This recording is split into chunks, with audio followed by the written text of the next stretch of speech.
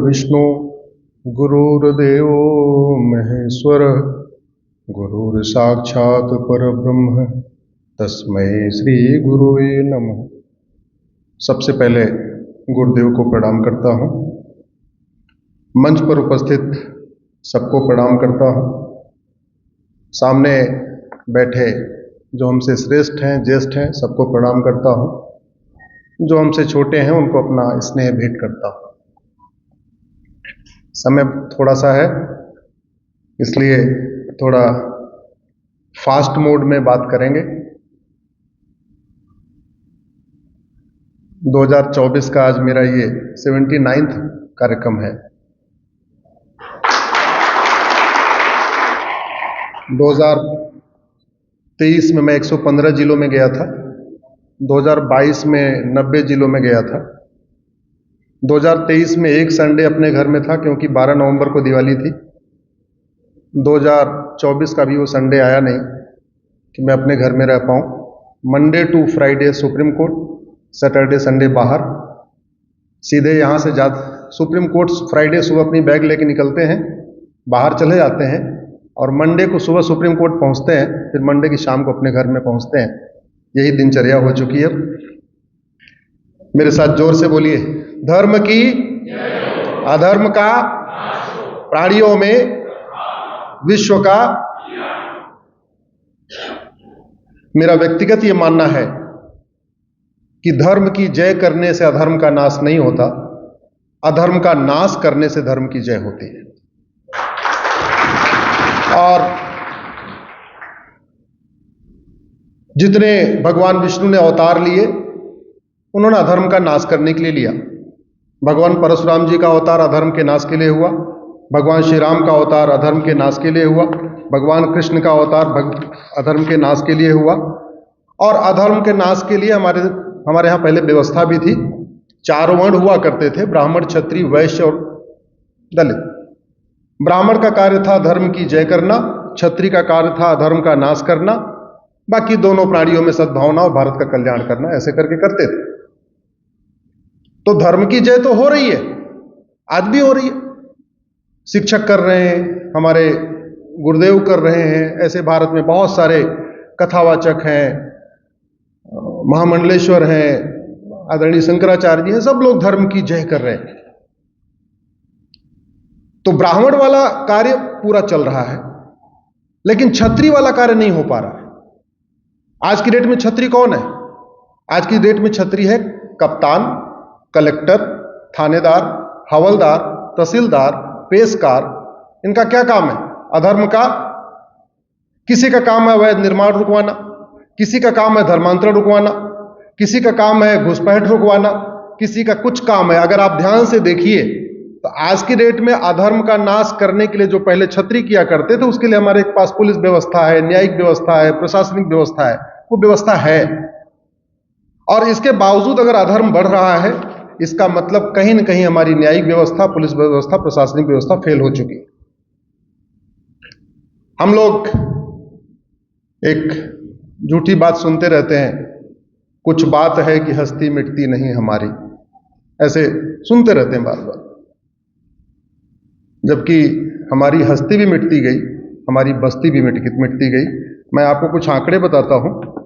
6वीं शताब्दी में क्या हुआ आपको पता है? 7वीं शताब्दी में हमारी जनसंख्या 40 करोड़ थी। जनसंख्या हमेशा बढ़ती है, घटती कभी नहीं। लेकिन 8वीं शताब्दी में हमारी जनसंख्या 39 करोड़ हो गई, 39 करोड़ हो गई, 1 करोड़ कम हो गई। 9वीं शताब्दी में हमारी जनसंख्या 38 करोड़ हो गई, फिर 1 करोड़ कम हो गई। 10वीं शताब्दी में महमूद गजनी आता है, भारत की जनसंख्या 36 करोड़ हो जाती है। जनसंख्या घटने का मतलब लगातार भारत कट रहा है, भारत बढ़ रहा है। 10वीं शताब्दी में गजनी के बाद जनसंख्या 36 करोड़ होती है। 11वीं शताब्दी में फिर 3 करोड़ कम हो जाती है, यानी फिर भारत बटा, फिर भारत घटा, 33 करोड़ हो जाती है। 12वीं शताब्दी में गोरी आता है, भारत की जनसंख्या 28 करोड़ हो जाती है, यानी 33 करोड़ से 28 करोड़, इसका मतलब 5 करोड़ कम हो जाती है। 13वीं शताब्दी में 23 करोड़ रहती है और 14वीं शताब्दी में फिर 18 करोड़ हो जाती है, 5 करोड़ फिर से कम हो जाती है। यानी भारत लगातार बढ़ रहा है, भारत लगातार घट रहा है, भारत की हस्ती भी मिट रही है, भारत की बस्ती भी मिट रही है। 15वीं शताब्दी में बाबर आता है, उस समय भारत की जनसंख्या 13 करोड़ हो चुकी होती है।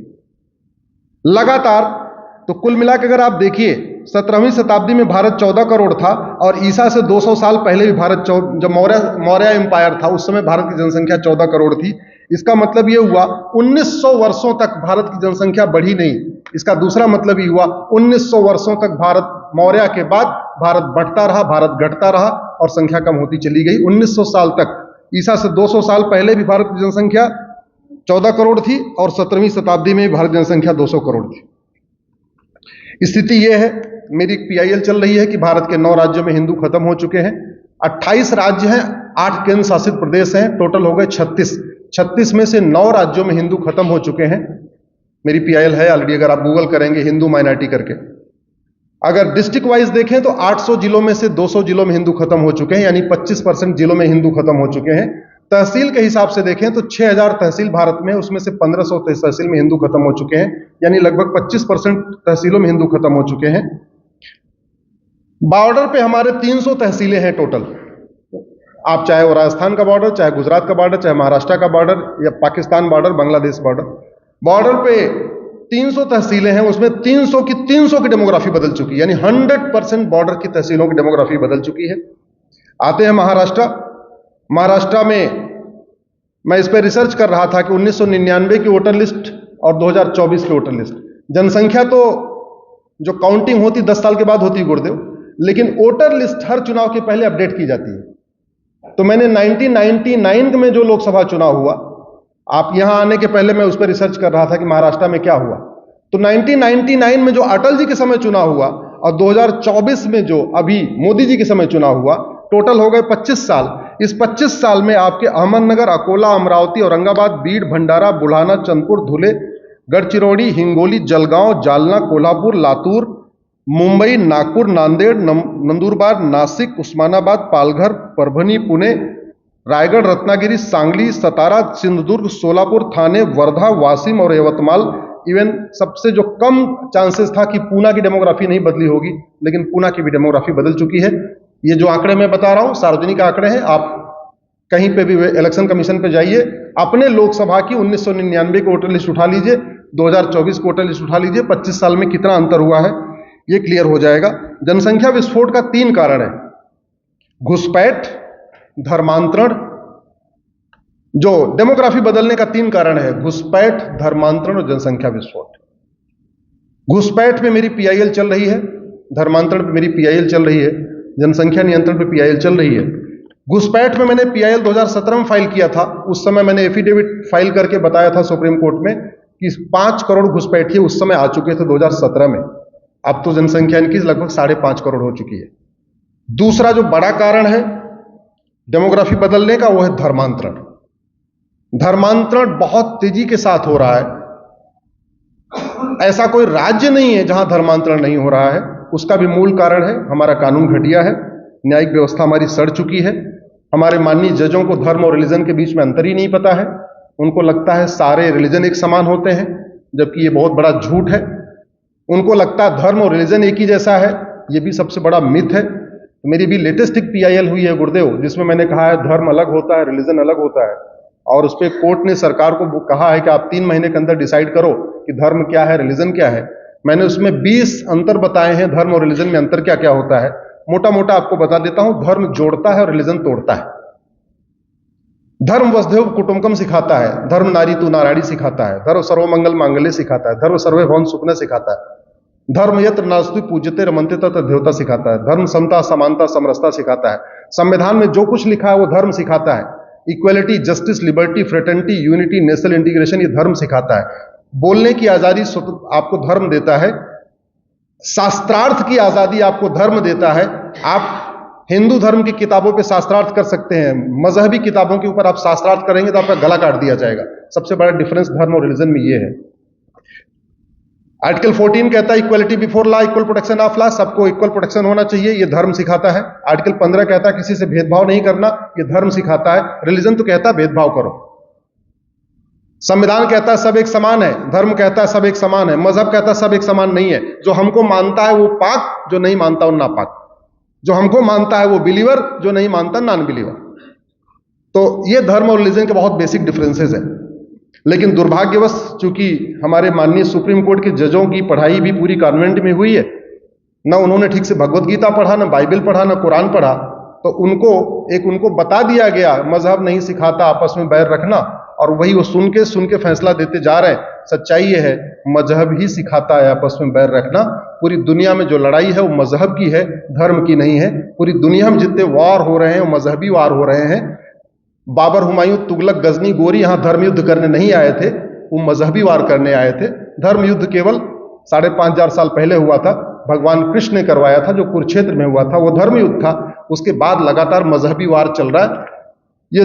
लेकिन बड़े दुख की बात है कि हमारे माननीय सांसदों, विधायकों, मंत्रियों को जो संविधान की शपथ लेते हैं, जिनकी ड्यूटी है संविधान को सुरक्षित करना, उनको इसका डिफरेंस नहीं पता है। और एक बात आपको बता दूं, ये संविधान तब तक है जब तक भारत में हिंदू बहुसंख्यक है। भारत में डेमोक्रेसी तब तक है जब तक भारत में हिंदू बहुसंख्यक है। सबको सोचने की, बोलने की, खाने की, पीने की, मेकअप करने की, कपड़ा पहनने की आजादी तब तक है जब तक भारत में हिंदू बहुसंख्यक है। आपको पूर्ण जो स्वतंत्रता है मानव मात्र को मिलनी चाहिए, वो तब तक है जब तक हिंदू बहुसंख्यक है। क्योंकि अभी कुछ ही दिन पहले पाकिस्तान की सुप्रीम कोर्ट ने कोई ऑर्डर पास नहीं किया था, केवल इतना कहा था कि पाकिस्तान में रहने वाले सभी लोगों को फ्रीडम ऑफ रिलीजन है। पाकिस्तान की सुप्रीम कोर्ट को तोड़फोड़ दिया, बाउंड्री तोड़ दिया। जज अपने अपने चैम्बर में दुबक के बैठ गए, सेना बुलानी पड़ी, तब जाके उनकी जान बची है। भारत का सुप्रीम कोर्ट बार बार कहता रहता है सबको फ्रीडम ऑफ रिलीजन है। आज तक सुप्रीम कोर्ट पे हमला हुआ क्या? नहीं हुआ। पाकिस्तान में भी कुछ ही दिन पहले पाकिस्तान ने जज ने वही बात कह दिया जो भारत के जज कहते हैं, और हमला हो गया, सेना बुलानी पड़ी। This is the difference between धर्म एंड रिलीजन। धर्मांतरण, अब समाधान पे आते हैं। सबसे पहले तो हम बात करते हैं कि हम स्वतंत्र हैं। हमारे देश के बलिदानियों ने भारत को स्वतंत्र बनाने के लिए ही आंदोलन किया। काला पानी हुआ, वीर सावरकर जी को काला पानी हुआ, ऐसे अनेक लाल, बाल, पाल सबको अलग अलग तरीके से प्रताड़ित किया गया। सवाल यह है कि क्या हम स्वतंत्र हैं? क्या स्वतंत्र दो शब्दों से मिलकर बना है। इंडिपेंडेंस को हम स्वतंत्र कहते हैं, वो दो शब्दों से मिलकर बना है। स्वतंत्र, स्व मतलब अपना, तंत्र मतलब सिस्टम। इसको अंग्रेजी में कहेंगे सेल्फ सिस्टम। यानी जो सिस्टम होना चाहिए किसका होना चाहिए? हमारा, भारत का होना चाहिए। मैं आपसे पूछता हूं, आप खुद कल्पना करिएगा कौन सा सिस्टम हमारा है। एजुकेशन सिस्टम गुलामी वाला चल रहा है, पुलिस सिस्टम गुलामी वाला चल रहा है, जुडिशियल सिस्टम गुलामी वाला चल रहा है, एडमिनिस्ट्रेटिव सिस्टम गुलामी वाला चल रहा है, एविडेंस सिस्टम गुलामी वाला चल रहा है, टैक्स सिस्टम गुलामी वाला चल रहा है, हेल्थ केयर सिस्टम गुलामी वाला चल रहा है, संस्कृति कल्चरल सिस्टम गुलामी वाला चल रहा है, और अब तो आजकल तो फैमिली में भी विदेशी सिस्टम आ चुका है। हमारी भारत की कुटुंब व्यवस्था भी कमजोर होती जा रही है। इलेक्शन सिस्टम गुलामी वाला चल रहा है, लेजिस्लेटिव सिस्टम गुलामी वाला चल रहा है।